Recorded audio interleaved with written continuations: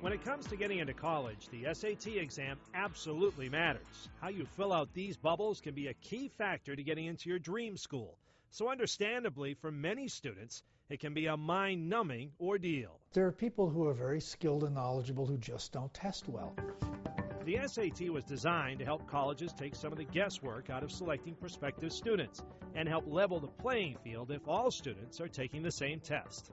Big state universities, for example, often use them just to screen out a whole lot of applicants real fast. So that, you get a low score, you're just automatically not in the pool. But should multiple choice answers be such a deciding factor in whether or not you're qualified to spend 4 years at a school?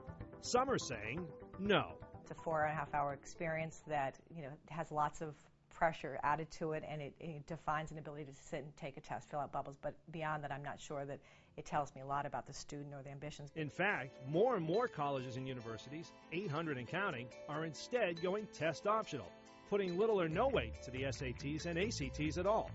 Ann Bo McDermott is the director of admissions at Holy Cross, where she tells us she and her staff concentrate more on a candidate's entire body of work. It's 4 years of progress. It's a 4-year plan that they've pursued. So we look for evidence of rigor, and we look for evidence of growth, and we look for success. But then we also look for that kind of well-roundedness that we know helps the Holy Cross community really be the rich one that it is. I'd worked for 3 years, freshman, sophomore, junior year in high school, and done all this grueling work.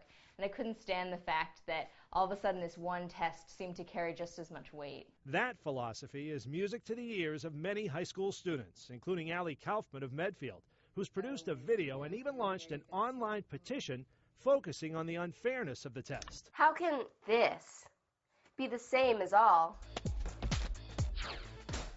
this? I repeat, SAT, thousands of hours of grueling high school work. In the 8-minute video she produced with her dad, Sam, a film professor at BU, Allie interviews experts who claim the tests are flawed, including one from MIT, who found the longer the essay, the higher the score, and that errors in historical fact weren't even penalized. Not in the least. You can say that the War of 1812 occurred between 1905 and 1910. And the readers have been instructed specifically to ignore all errors of fact. Another bone of contention for Allie and others, expensive test prep courses. $800 worth of SAT tutoring later, Allie boosted her own score 300 points. And there, she says, proves yet another problem with the SATs. Those with money can literally buy a better score, while those without go without. It's like playing basketball against kids on ladders. Easy dunk. It's something Monty Neal from the National Center for Fair and Open Testing agrees isn't fair. A lot of the test prep focuses on ways to beat the test.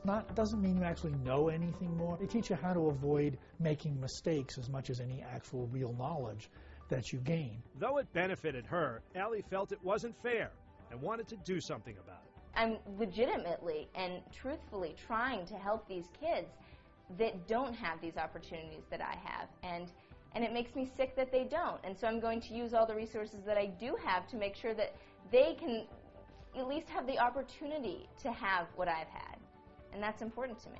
So for those who are sharpening their number 2 pencils for this Saturday's test, you'll want to rest up and study up, but don't stress, because if your score isn't quite what you hoped for, you have some schools who are looking at you beyond that 4-digit score. There are other things that students could spend their time thinking about and kind of concentrating and perfecting so that they don't just present great tests, but they also present themselves as competent, solid students that offer a tremendous amount to a school that's lucky enough to get them.